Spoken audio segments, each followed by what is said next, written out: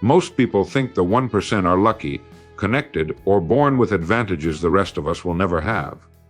But here's the truth they don't want you to know. The real difference isn't talent, money, or circumstance, it's obsession.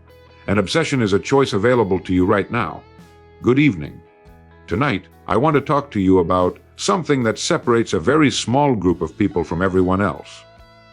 Not money, not background, not even intelligence. It's something far more powerful, something you can decide to embrace right now, this very moment. I'm talking about obsession. Now, I know what you're thinking. Obsession. Isn't that unhealthy? Isn't that extreme? And yes, it can be if it's misdirected, if it's rooted in fear or ego. But I'm not talking about that kind of obsession. I'm talking about the disciplined, purposeful, burning focus that takes hold of a person when they finally realize what they were put on this earth to do. That's the kind of obsession that builds empires, transforms lives, and separates the 1% from everyone else. Let me tell you something. The average person lives in a state of comfortable distraction. They dabble, they sample. They try a little of this, a little of that. They keep their options open. They say they want success, but they're not willing to pay the price. And the price is simple, it's obsession. Not the loud, frantic kind. The quiet, unshakable kind. The 1% don't balance their lives the way you've been told to. They tilt. They lean hard into what matters. They know that equal attention to everything produces mediocrity in everything. So they choose. They decide what's worth their life. And they give it everything they've got. Not someday. Not when it's convenient now. You see, most people are waiting for motivation. They're waiting to feel like doing the work. But motivation is a visitor. It comes and goes. Obsession is a resident. It lives with you. It wakes up with you. It walks with you through doubt, through failure, through criticism. Obsession doesn't need permission. It doesn't need applause. It simply moves forward because it must. Here's what I've learned. Obsession begins the moment you realize that not pursuing your goal is more painful than the work required to achieve it.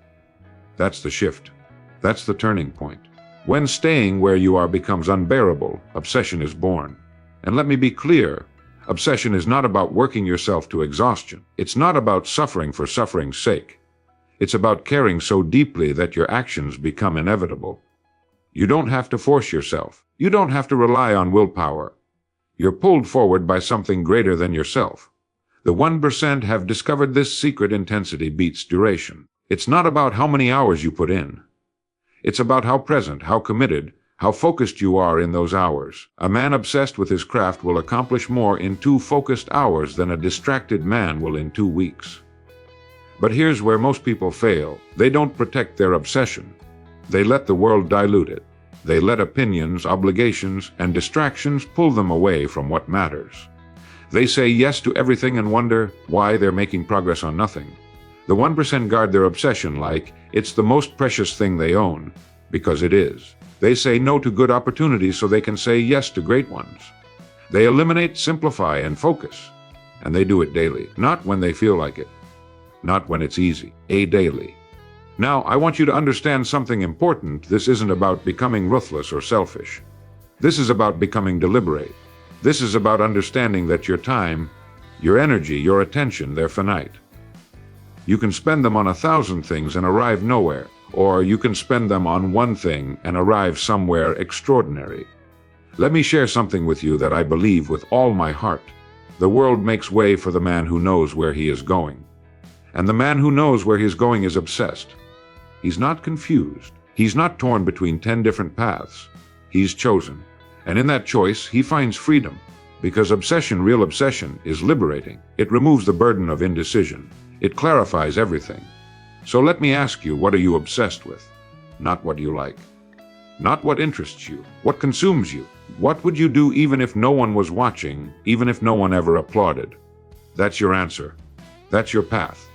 And if you don't have an answer yet, that's okay. But don't wait for it to find you. Go looking. Try things. Explore. Pay attention to what makes you lose track of time. Pay attention to what you think about when your mind is free to wander.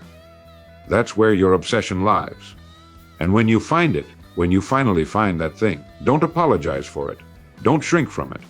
Don't let anyone tell you it's too much, too intense, too risky, because the only real risk is living a life that never meant anything to you.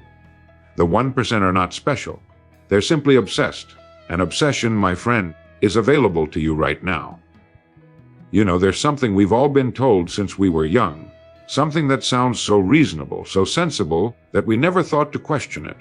We've been told to live a balanced life, to give equal time to work, family, health, hobbies, friendships, and everything else that comes along. We've been told that balance is the key to happiness, the secret to success. And so we try. We spread ourselves thin. We give a little bit here, a little bit there. We try to be good at everything, present for everyone. And somewhere along the way, we look up and realize something troubling. We're not excelling at anything. We're adequate everywhere and exceptional nowhere. We're busy, exhausted even, but we're not moving forward. Not really. And deep down, a question starts to gnaw at us. Is this all there is? Now, here's what I want you to consider for just a moment. Stop and think about the people you admire most. The ones who've truly accomplished something meaningful.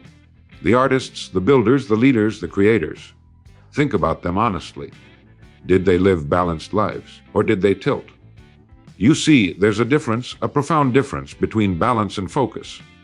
Balance suggests that all things deserve equal weight, but that's simply not true. Not all activities produce equal results. Not all pursuits matter equally in the grand scheme of your life. Some things, a very few things, matter enormously, and most things don't.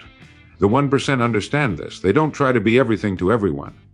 They don't chase every opportunity that comes their way. Instead, they make a choice, a deliberate, sometimes difficult choice, to lean heavily into what truly matters.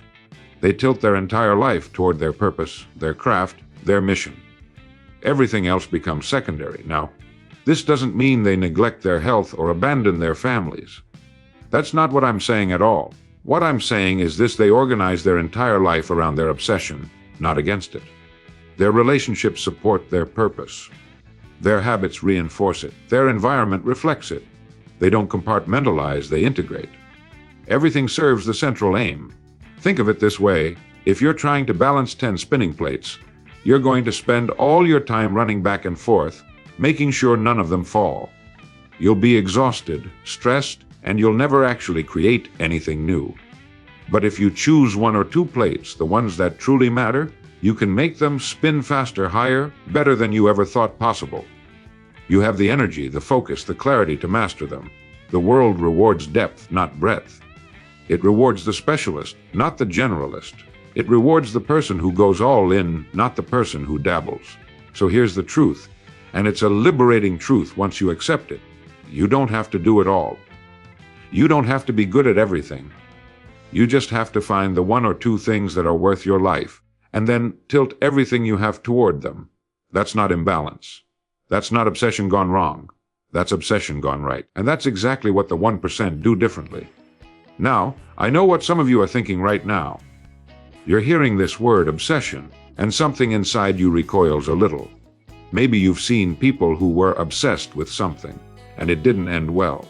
Maybe you've watched someone chase success so frantically, so desperately, that they lost themselves in the process, burned bridges, ruined their health, sacrificed everything, and ended up with nothing. And so you wonder, if I become obsessed, will I lose control? Will I become one of those people who can't sleep, can't rest, can't enjoy life anymore? Will I turn into someone I don't recognize? It's a fair question, and it deserves an honest answer. But before I give you that answer, I want you to picture 2 different people for me. The first is a man running through a burning building, panicked, arms flailing, knocking over everything in his path. He's moving fast, yes, but he's not in control. He's reacting. He's desperate. The second is a surgeon in an operating room. Focused, steady hands. Every movement deliberate. The stakes are just as high, maybe higher, but there's no panic. Just precision, just purpose. Both are intense. Both are serious. But only one is effective. You see, there are 2 kinds of intensity in this world, and most people confuse them. There's the intensity of desperation, frantic, scattered, fueled by fear and ego. And then there's the intensity of devotion, calm, relentless, fueled by purpose and clarity. They look similar from the outside, but they feel completely different on the inside. And they produce completely different results. Desperation says, I need this to prove I'm worth something. Devotion says, this is worth something and I'm going to give it everything I have. Desperation is about you. Devotion is about the work. The 1% are not desperate. They're devoted. They don't chase success to fill a void or prove something to the world. They pursue their craft because they've found something worth pursuing, something bigger than their own insecurities, something that calls to them day after day, whether anyone's watching or not. And here's the beautiful part. When obsession comes from devotion rather than desperation, it doesn't drain you, it energizes you. You don't have to force yourself to show up. You don't have to manufacture motivation. You're drawn to the work the way a compass is drawn to north, naturally, inevitably. Desperate people burn out. Devoted people burn bright. Desperate people need constant validation. Devoted people find satisfaction in the process itself. Desperate people collapse when they face obstacles. Devoted people simply adjust and continue. So when I talk about obsession, I'm not talking about losing yourself. I'm talking about finding yourself. I'm not talking about frantic effort. I'm talking about focused energy directed by a clear and worthy purpose. The obsession that changes lives isn't loud. It isn't erratic. It's the quiet, unshakable commitment of a person who knows what they're here to do and does it day after day with patience, with discipline, with a deep and abiding sense of calm. That's the kind of obsession that builds something lasting. And that's the kind of obsession you can trust. Let me ask you something, and I want you to answer honestly, even if it's just to yourself. How many times today did you pick up your phone without really needing to? How many browser tabs do you have open right now? How many projects have you started this year that you haven't finished? How many books sit on your shelf, half read? How many ideas have you had that never went anywhere? If you're feeling a little uncomfortable right now, that's okay. Most of us are, because somewhere along the way we've built lives filled with noise, constant input, endless options, 1,000 voices telling us what we should want, what we should buy, what we should care about. And in all that noise, something crucial has been lost: our ability to pay attention to what actually matters. We tell ourselves we're busy. We tell ourselves we're productive. But if we're honest, truly honest, we're just distracted. And distraction, my friend, is the thief of greatness. Now, let me tell you what's really happening here. Attention is the most valuable resource you have. Not money, not time, attention. Because you can have all the time in the world, but if your attention is scattered across a dozen different things, you'll never make meaningful progress on any of them. Time without attention is just empty hours. And here's the thing about attention, it's finite. You only have so much of it in a given day.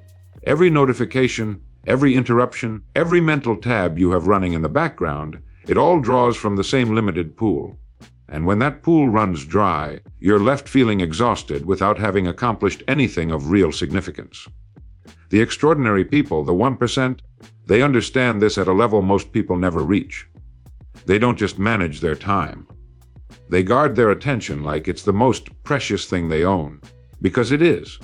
They've made a fundamental decision that changes everything. They've decided what deserves their focus, and they've ruthlessly eliminated everything else. Not someday, not gradually, deliberately and completely. They don't follow every trending topic. They don't respond to every request. They don't chase every shiny opportunity. They say no to almost everything so they can say yes fully, completely, wholeheartedly to the one thing that matters most. And here's what happens when you do that. When you take all that scattered attention and direct it toward a single worthy pursuit, something remarkable occurs. You don't just get a little bit better, you get exponentially better. Because mastery isn't built through casual engagement. It's built through devoted, sustained, undistracted focus applied consistently over time. Think about it: a laser beam and a light bulb both use energy, but one can cut through steel while the other just illuminates a room. The difference isn't the energy, it's the focus. You have that same choice right now. You can continue spreading your attention across everything and remain adequate at all of it. Or you can gather that attention, focus it like a laser, and direct it towards something that genuinely matters to you. The average person checks their phone 70 times a day. The extraordinary person checks in with their purpose 70 times a day. One is pulled by distractions. The other is drawn by devotion. The difference isn't talent. It's not opportunity. It's simply this: where does your attention go day after day after day? Because wherever your attention goes, your life follows. And that, my friend, is entirely within your control. You know, there's a belief that's taken hold in our culture, and it's causing an awful lot of good people an awful lot of unnecessary pain. It's the belief that if you're not getting the results you want, the answer is simple. Work harder. Put in more hours. Sleep less. Push through. Grind it out. And if you're still not succeeding, well, you must not be working hard enough. So we add another hour to the day. We skip lunch. We work weekends. We tell ourselves that success is just on the other side of exhaustion. And maybe, for a little while, we see some progress. But then something happens. We hit a wall. We burn out. Or worse, we keep going, but we realize we've lost something along the way. The joy, the meaning, the reason we started in the first place. And a quiet voice inside begins to whisper, "Is all this effort even worth it?" Now, before you answer that, let me tell you something I've observed over many years of studying successful people. The ones who truly make it, not just financially, but in a way that's meaningful and lasting. They're not necessarily the ones working the longest hours. They're not the ones who've mastered the art of suffering. They're the ones who've mastered something else entirely. They've learned to care deeply. You see, there's a difference between effort and devotion. Effort is what you do. Devotion is why you do it. Effort can be measured in hours. Devotion is measured in heart. You can force effort.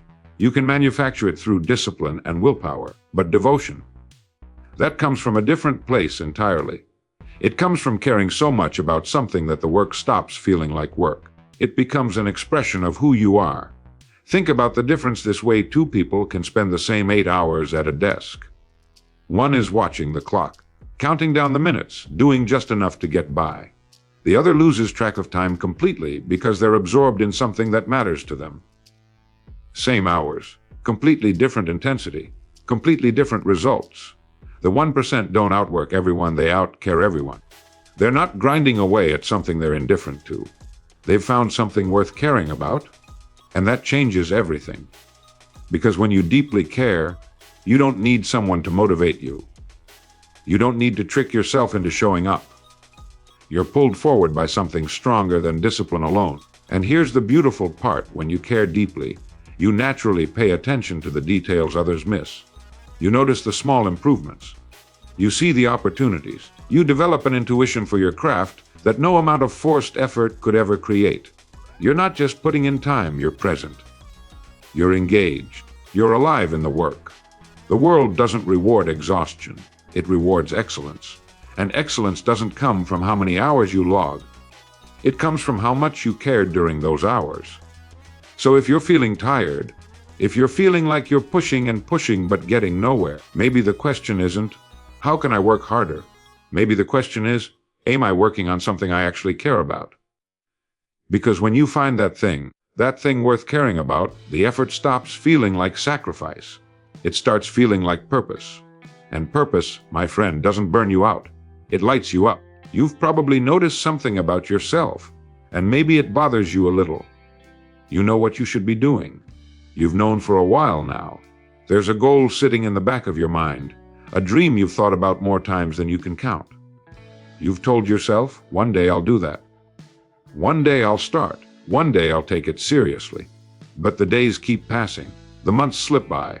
And that dream, it's still sitting there untouched. And now there's something else sitting there with it, a nagging feeling, a quiet discomfort, a growing sense that time is running out, that you're letting something important slip through your fingers. And maybe, just maybe, you're starting to wonder if it's too late, if you've waited too long, if you even have what it takes anymore. Now, I want you to stay with me here for just a moment, because what I'm about to tell you might be the most important thing you hear today. That uncomfortable feeling you're experiencing, that restlessness, that sense that something needs to change. That's not a problem. That's not weakness. That's actually the beginning of something powerful. You see, here's what most people don't understand about obsession. It doesn't begin with excitement.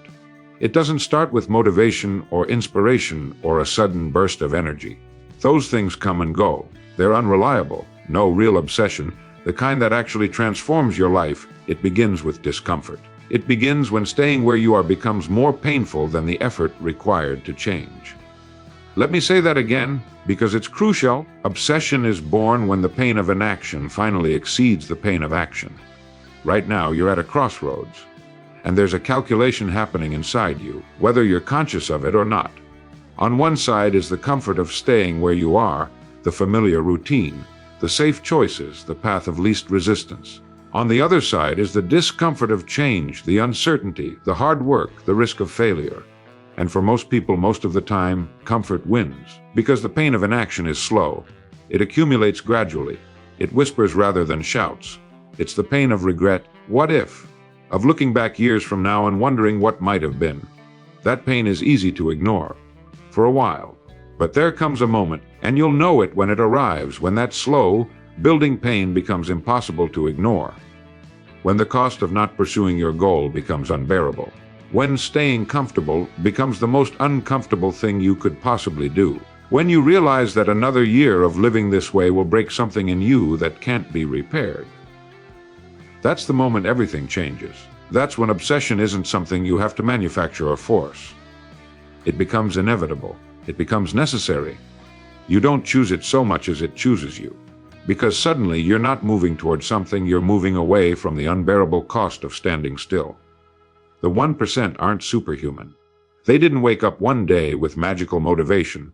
They simply reached a point where not acting became more painful than acting. And once you cross that threshold, everything gets easier.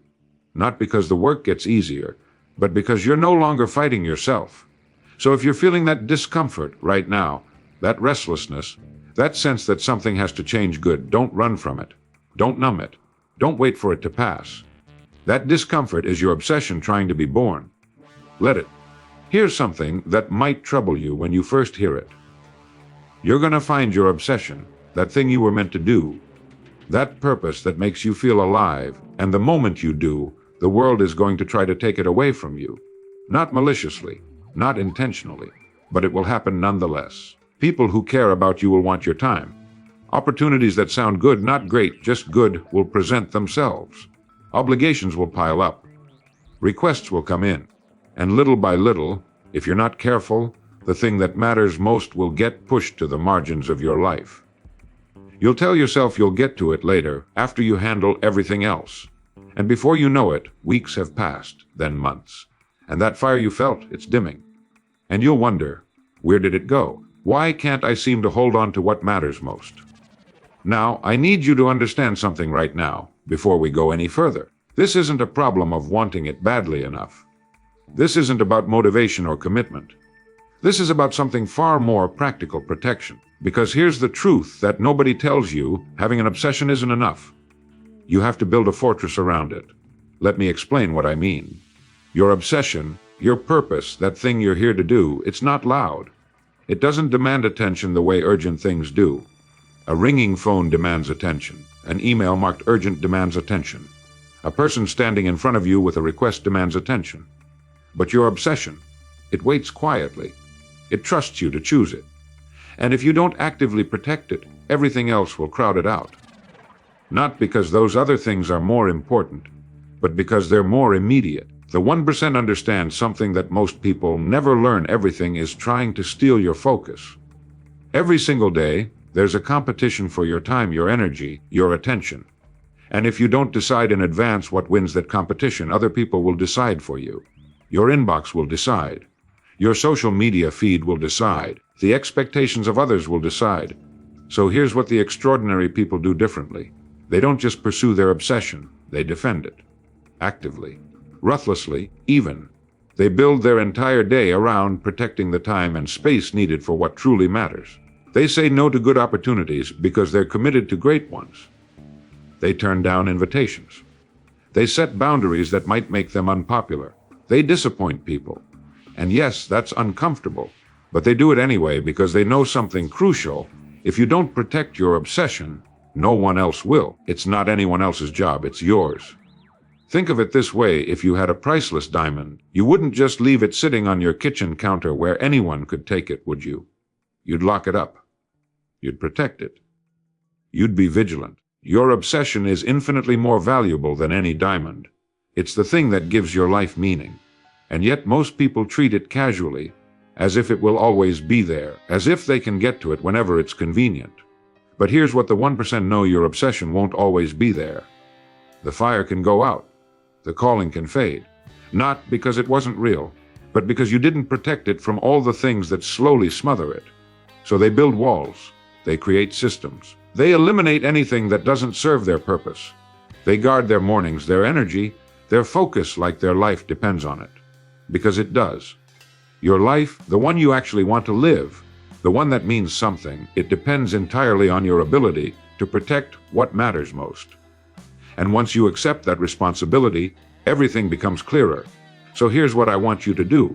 Not tomorrow, not next week, tonight. Before you go to bed, write down one thing, just one that you know, deep down you were meant to pursue. Something you've been putting off. Something you've been too afraid, too busy, or too distracted to commit to. Write it down. And tomorrow morning, give it 1 hour. Not half your attention while you check your phone. 1 full hour of obsessed, undistracted focus. Do that for 7 days. Just 7. And I promise you, by the end of that week, you'll feel something you haven't felt in a long time: momentum. The 1% didn't get there by accident. They got there by deciding that their dream was worth obsessing over, and so is yours. Now go. Your life is waiting.